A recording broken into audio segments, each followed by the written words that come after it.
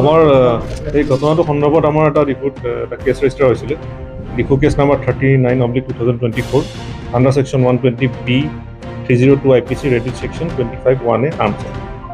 তো এই সংক্ৰান্তত আমাৰ ইনভেষ্টিগেশ্যন চলি আছে আৰু ইয়াতে আমাৰ এটা স্পেচিয়েল ইনভেষ্টিগেশ্যন টীমো গঠন কৰা হৈছে এডিচি ক্ৰাইমৰ নেতৃত্বত। তো ইয়াৰ পিছতে আমি দুজন ব্যক্তিক ইয়াৰ ঘটনাৰ লগত জড়িত দুজন ব্যক্তিক আমি কৰায়ত্ব কৰিছোঁ।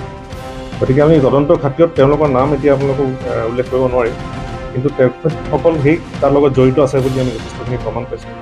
গতিকে তেওঁলোকক এৰেষ্ট কৰা হৈছে আৰু আজি আমাৰ অনাৰেবল কোৰ্টত তেওঁলোকক প্ৰডিউচ কৰা হৈছিল আৰু আমি 4 দিনৰ এতিয়া আমি জিম্মালা। বৰ্তমান এইখিনি আমাৰ এতিয়া আপডেট আছে। তো আৰু এই সংক্ৰান্তত কিছু আপডেট পালে আমি নিশ্চয় আপোনালোকক জনাম। ইনভলভমেণ্ট ডেফিনেটলি থাকিব, গতিকে এইটো আমাৰ ইনিচিয়েল ষ্টেজ।